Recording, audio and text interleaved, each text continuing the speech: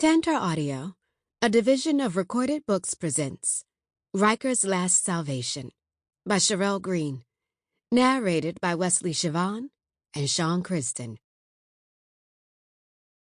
Prologue. Home is where your story begins. 8 years ago. Ryker. Crowne. There was nothing I disliked more than a man with a big ego, a small dick, and breath funkier than a 2-month-old beef burrito left to rot on a dusty coffee table, especially when he had the audacity to try and put me in my place even though he didn't reach my chin, with heeled dress shoes on. "Move faster, Gina," he prompted in a heavy German accent, clapping his hands in my face as I made the cosmopolitan he'd ordered at the bar. What grown-ass man orders a Cosmo any damn way? Oliver Danfield, that's who, the owner of Porcelain, a nightclub in Berlin, Germany, that I was investigating undercover by pretending to be a bartender. Just last week, Oliver had even alluded to how delicious my breasts looked in my top, and it pulled every bit of patience I had to check his ass discreetly. I usually wouldn't subject myself to such treatment, and if circumstances were different, I would have already killed him for how inappropriately I witnessed him behave with other bartenders and waitresses in his predominantly female worker establishment. Except I couldn't kill him. Not yet, anyway. He was an important part of my family's mission to expose several large human trafficking rings, because Porcelain not only served as a cocaine trade stash business, which we didn't give two shits about, but it also operated as one of the transfer locations for victims captured in Germany who were headed to the United States. The entire theme of the club was creepy as hell, with the women being forced to look like porcelain dolls, with heavy makeup and short, poofy dresses. The performances were even worse, and I'd finally confirmed that most of the women on stage were heavily drugged so their movements would appear more like someone was pulling puppet strings in the background. Even worse, the waiting list to get into a club like Porcelain was over a 4-month wait just for folks to see what the fuss was about. It pissed me off that I had to look the part to work in this place, with the dress too short, makeup too heavy, and my large curls tied up into 2 pigtails. "This bitch is slower than usual," Oliver yelled over the music, directing his words about me to the men he'd brought into the club with him. Men I was sure knew of his illegal doings and probably supported it by the looks of their expensive suits and the way they laughed at Oliver, as if he was actually fucking funny, which he wasn't. I wish one of my siblings were with me on this mission. Lately, it seemed to be a recurring thought, missing my family, the birthdays, the celebrations, the group dinners, watching my nieces and nephews grow up. Every member of my Crowne family had a unique set of abilities, and while I had several skills, I knew at a young age what my role would be. The secrecy I would have to keep from my siblings, because in some ways, the less they knew, the better my solo missions would be. And it wasn't because I enjoyed being on my own. It was since it was imperative for me to continue down the path that lay before me, the path set by my birth parents, Ryker and Renee Anderson, and furthered by my adoptive parents, Duchess and Stan Crowne. In my family, I was the doctor, the one to fix everything, even if it was something as simple as fights between my siblings. There was even a time or two that Duchess and Stan needed to stop me from trying to save a sick animal or revive a dead one that I found on the Crowne estate, because I'd always been obsessed with the ability to give life and take it. There were 8 of us that were adopted by Duchess and Stan and taught to use our skill set to the fullest. each paired with a liquor nickname, which was what we went by in public. For me, though, my siblings rarely ever called me Remy. It had always been Doc. The others used their liquor nicknames more frequently, though. Pharaoh, Patron, was great at negotiating the streets of Chicago and controlling the drugs that went in and out of the city. Jedediah, Jackie D, was the enforcer in the family who stayed getting blood on his hands. Saint, Scotch, was the cleaner, who had a knack for dismembering dead bodies and cleaning up our dirty work. Nash, Napoleon, was the businessman and real estate guru, while Keaton, Kentucky, was the lawyer and businesswoman. Both Nash and Keaton kept positive public and legitimate appearances for our family.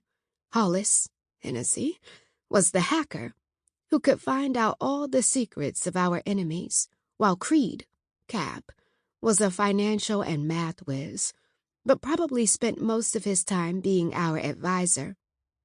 However, something we all had in common was having our hands in as much illegal business as we did legal. Before adopting us, the Crownes were already one of the most influential organized crime families in the city of Chicago. After adopting us, we were a force to be reckoned with in the entire nation. By the time we all reached adulthood, internationally, we gained more enemies than most. Yet, with power also came greater public allies and secret partnerships that needed to be cultivated. As much as Duchess and Stan tried to hide some of our identities, there was never a foolproof method put into place that could guarantee most of us would go through life undetected, especially when we still needed to live life as best we could. Early on, I learned that I didn't just have a knack for medical knowledge, but I was pretty damn good with a gun and knife, too. Something I had in common with my friend, Taraj Walker, who was also my sister-in-law and married to my brother Saint. It seemed natural for me to enlist in the military as a doctor, just like it seemed normal to be the sibling that went through life undetected, like my parents. Far removed from most of my family to the point where people often forgot that there were actually 8 of us, not 7. That is, if they didn't already assume I was a man, whenever anyone even referred to me in a conversation. Early on, Duchess was key in solidifying that we had alliances most of our enemies weren't aware of, but she knew she wouldn't be around forever. Call it my intuition, my medical talent, or the fact that I just related to Duchess on so many levels. But I wasn't surprised to learn I'd be the Crowne sibling to work on those partnerships in the shadows, underground to be exact, because the next Crowne venture would be me opening an underground medical facility that would be used to give aid to our allies when hurt in battle. And when it came to mafias, organized crime families, or any kind of criminal one could think of, there was always something worth fighting for, and constantly someone getting hurt. Off-the-books medical treatment was needed, and financially, the Crownes were leading the charge.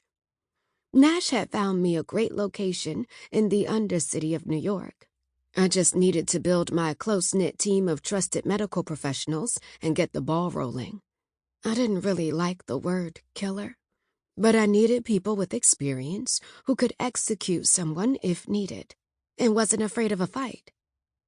Unfortunately, I had to finish this undercover job on Oliver first. He didn't know it, but Porcelain was going out of business soon and coming under the reign of one of our biggest allies of the cause. A peace offering for any trouble that may come their way once we opened our medical facility, since our enemies didn't like it when they weren't invited to be involved with new developments.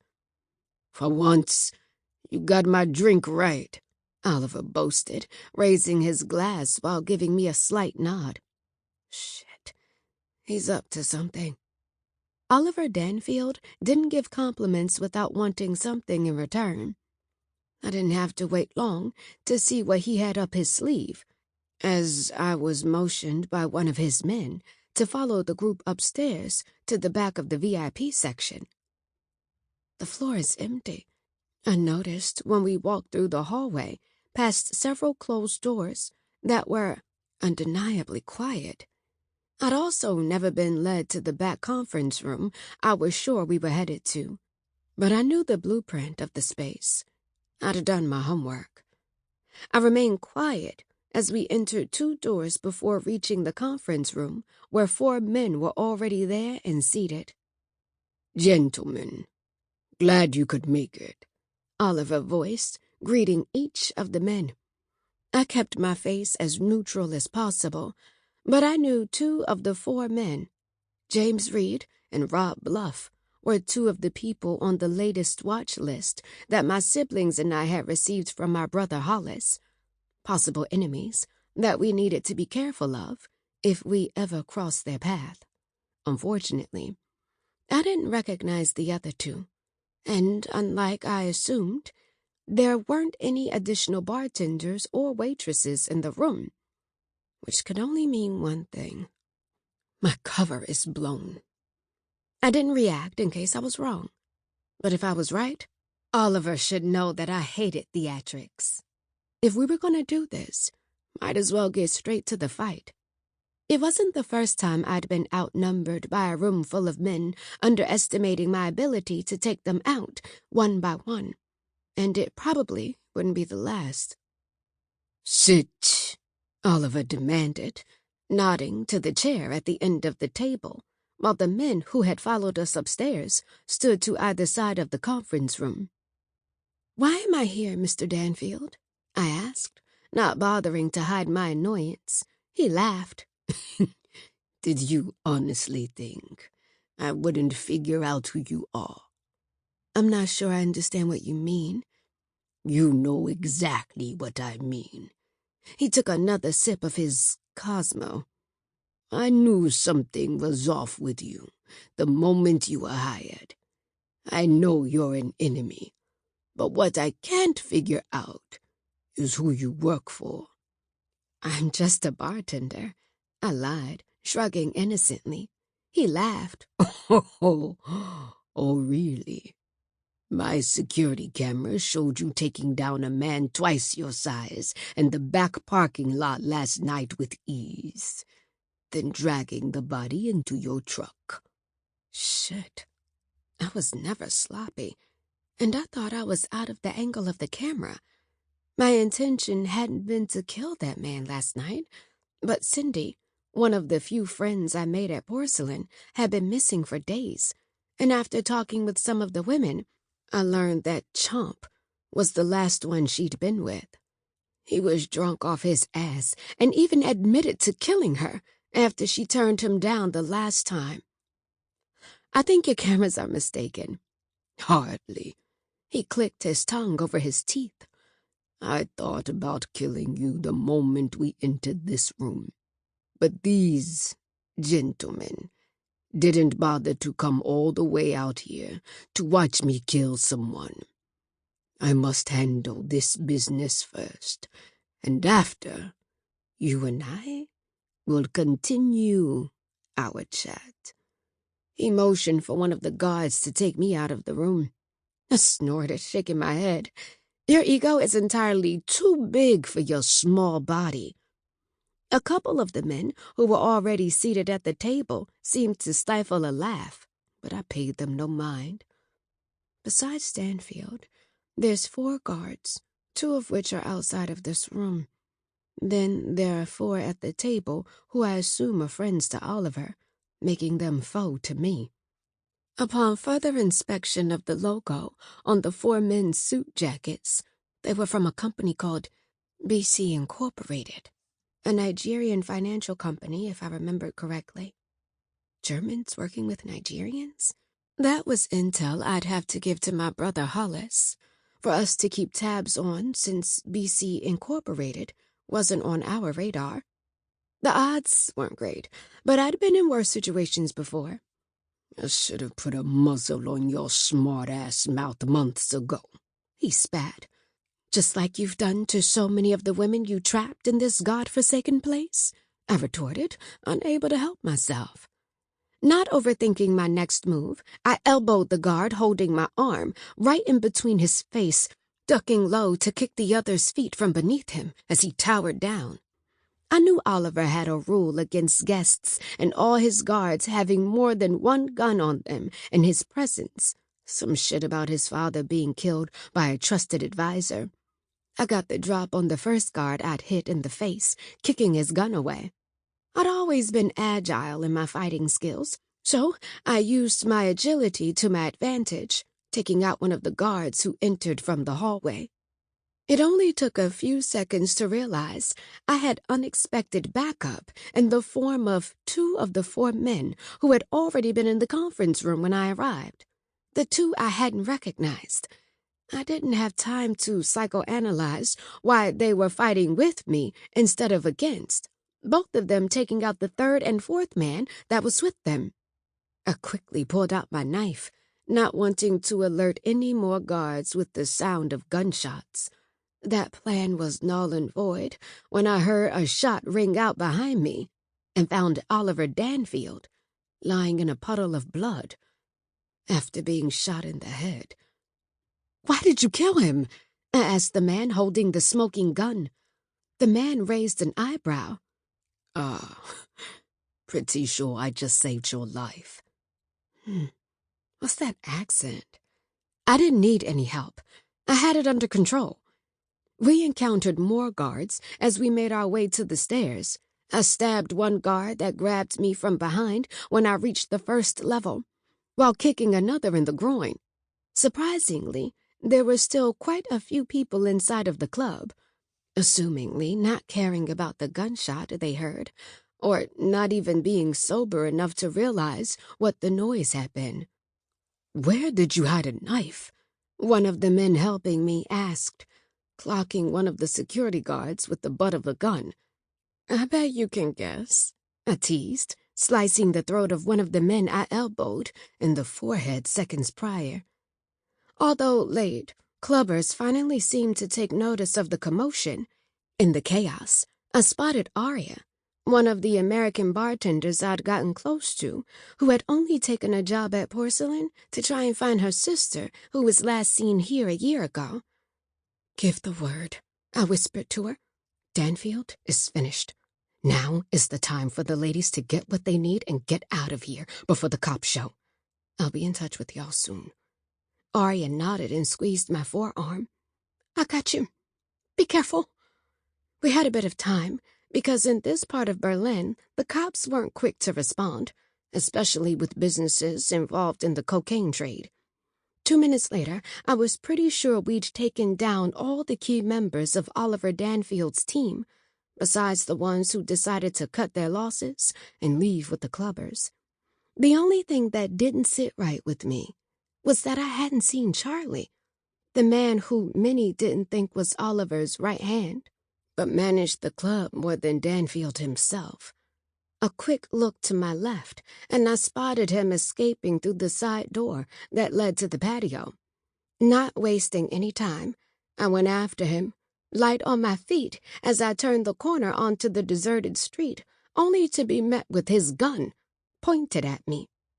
"Who the fuck are you?" he yelled, his eyes filled with anger. "I'm no one." He let out a forced laugh.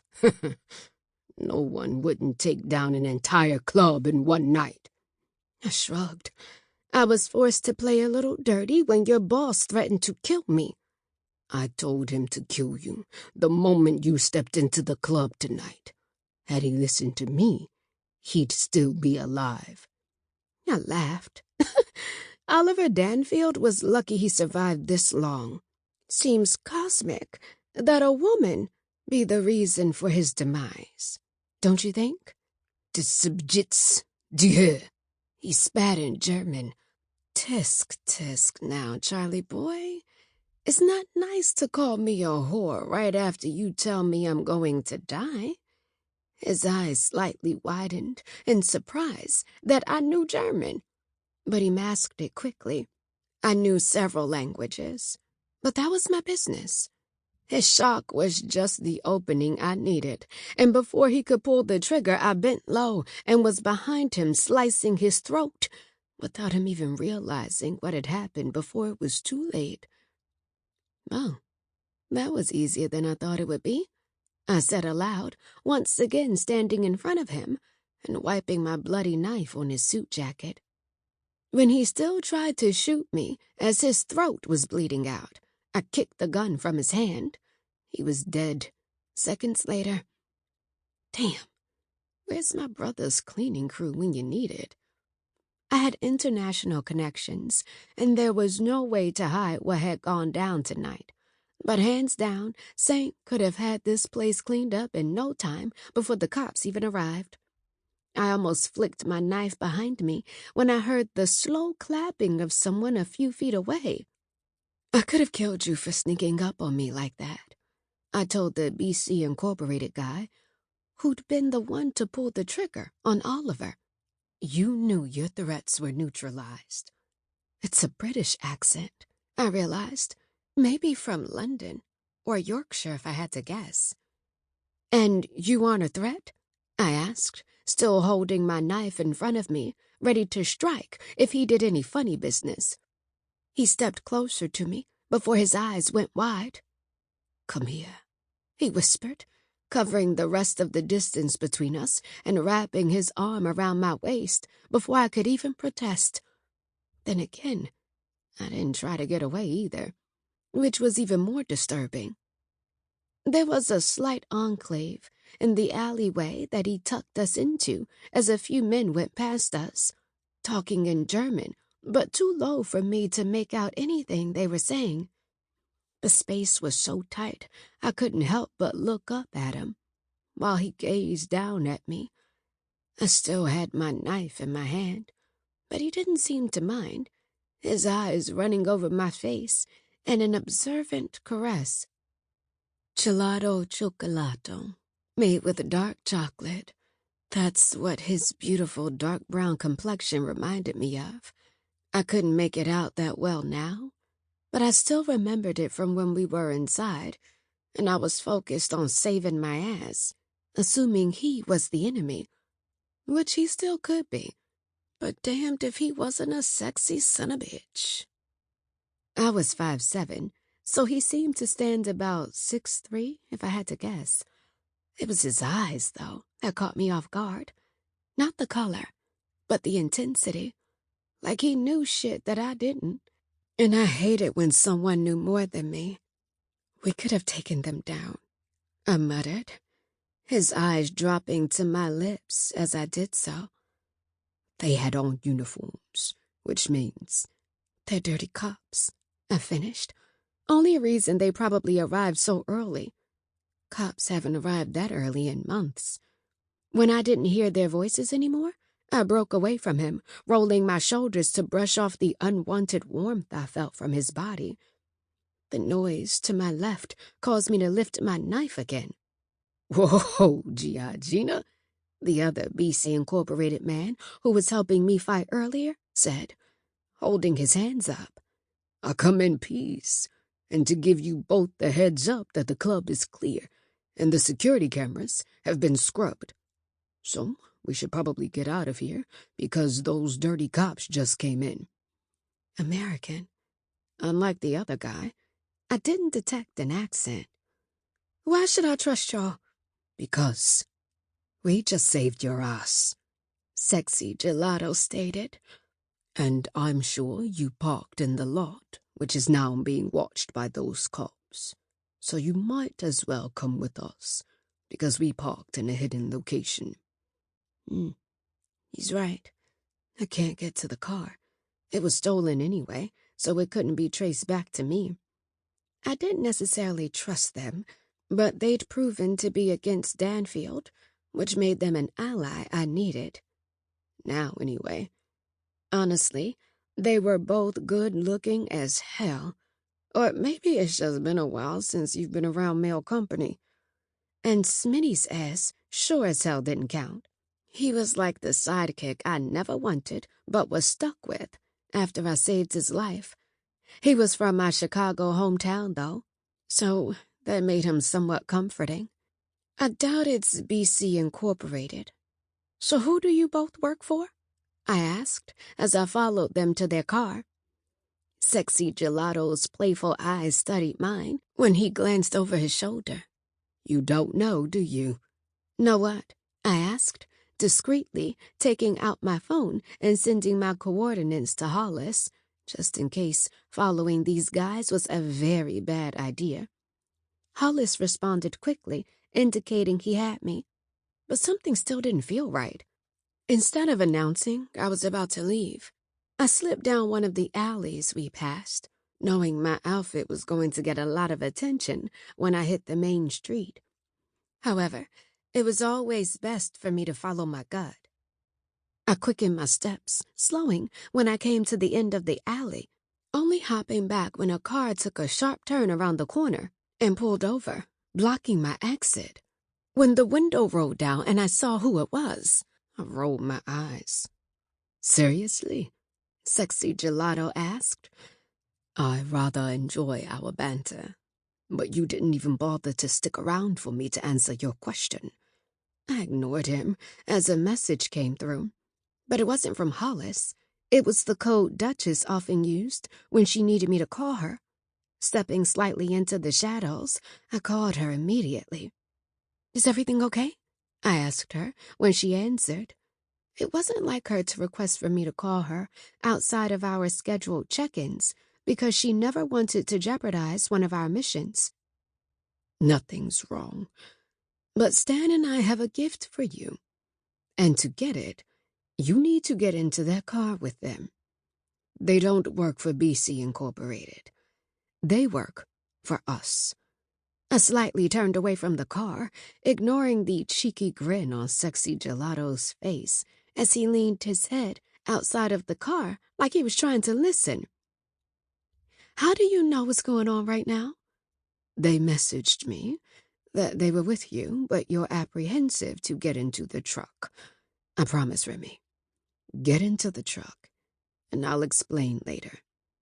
With that, she hung up, making me feel like I was in trouble by the way she called me Remy instead of Doc or Ryker. I didn't say shit to either of the men the entire car ride, unsettled that my solo mission had been crashed, as if Duchess and Stan didn't think I could handle it on my own. "Where are we?" I asked when we approached an abandoned building. "You can get your things in the morning." "Pissing me off," Gelato said, getting out of the car. "For tonight, you'll stay here with us. And if you need to call Duchess again before coming inside, be my guest." Refusing to give him the satisfaction of proving him right, I followed him and the other guy into the building, only waiting until I was inside to call her back. But she beat me to it. "You made it. Good." Duchess sounded relieved. I frowned, looking at pain-in-the-ass Gelato. "Are you giving her a play-by-play of what I do?" He shrugged. "Don't know why you think that, princess." "Don't call me that shit, especially with that devilishly sexy accent."